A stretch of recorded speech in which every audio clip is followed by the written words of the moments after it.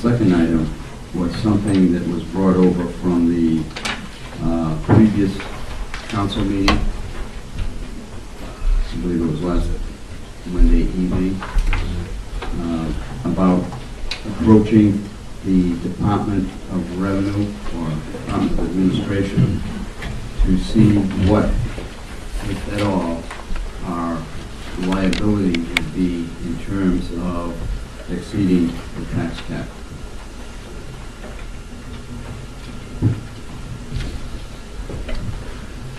Jim, it's not the liability, it's a question of to what extent would the town be eligible That's better well said. to exceed the tax cap?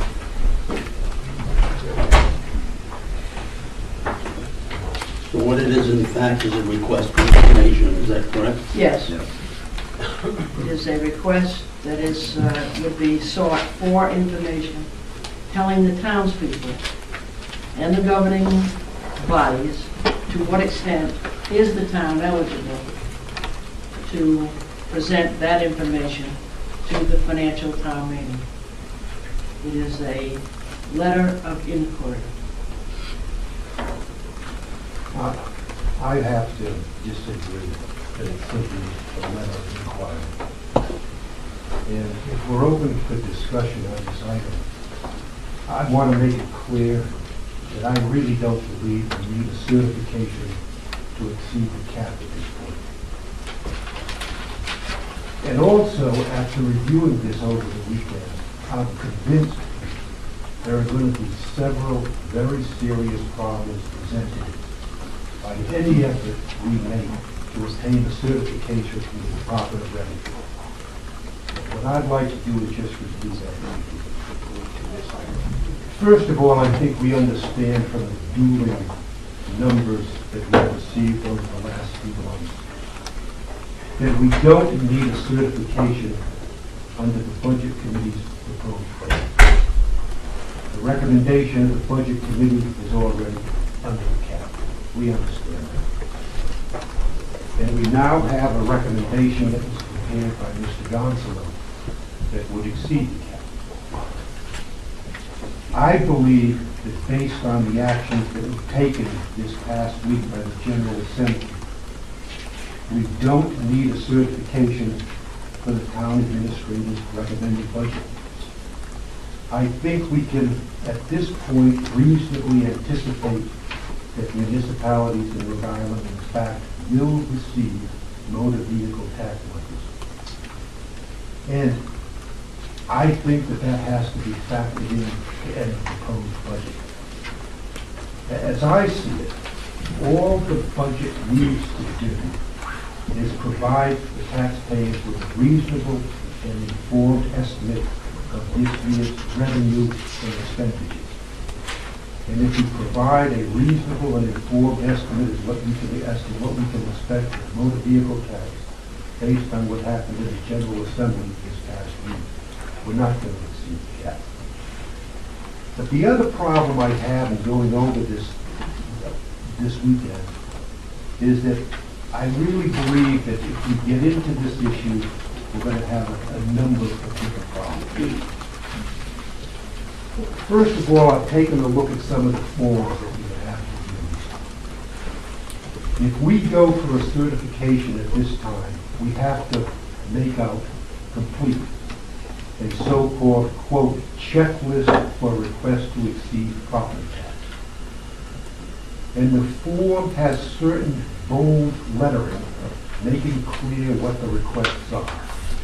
And the two items that are clearly highlighted are, quote, amount by which the proposed tax levy exceeds the cap, unquote. And, as a separate item, the total override requested. It's not simply informational. But the problem I have in going over all of these numbers we've been provided is what numbers are we going to fit into those spaces? If we put in the number based on what we were told by the Budget Committee, the numbers would be zero. if we put in the number that we can anticipate based on the information that we have this week for the General Assembly, I believe again the numbers would have to be zero. Or we go to the town administrator's latest number. The problem I have with that is that this checklist specifically refers to a proposed budget.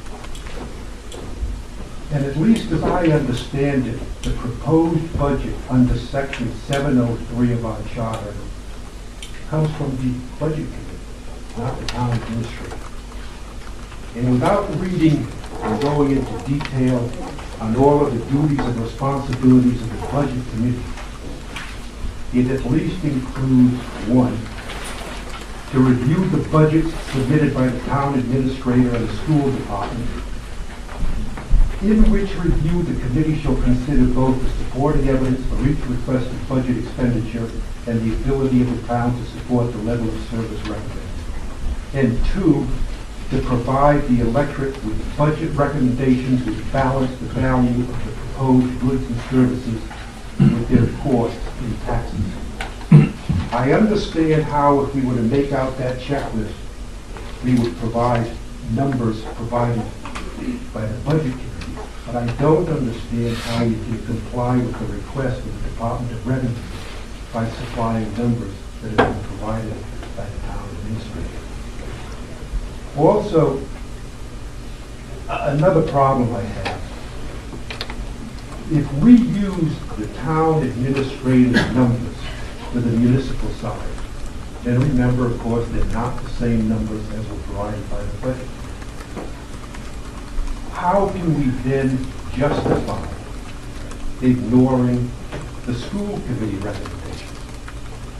Do the recommendations of the town administrator on the municipal side have any more leverage, any more weight than the recommendations made by the school committee on the school side?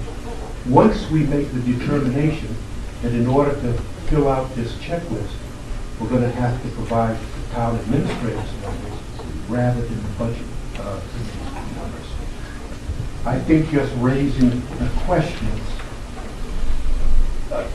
points out the problem that we have in trying not to follow the budget committee's recommendations. But also I think the problems are then going to continue, even if we get this checklist through, and we're obviously not going to be responding specifically to the information requested. We can't. What do we get after we get a certification, assuming we get a certification? And at this point, it's not clear to me what numbers were requested. I now appreciate that most of this material is put out on forms from the Division of Municipal Finance. And even the letter that is then sent to the towns after a certification is granted is in fact a form letter. And just to make sure we're not relying solely on a letter that was sent to Tiverton, I'm using copies of letters that have been sent over the last 2 years to the town of Gloucester. And this is how it reads, and I'm quoting. I should note, and this is signed by Peter Schaefer, I should note that this excess levy is authorized by the Department of Revenue, must be approved by an affirmative vote of at least 4/5 of the full membership of the governing body and a majority of the electors at the financial town meeting. An issue I'm not sure at this point I want to revisit. My suggestion at this point is not to go to this.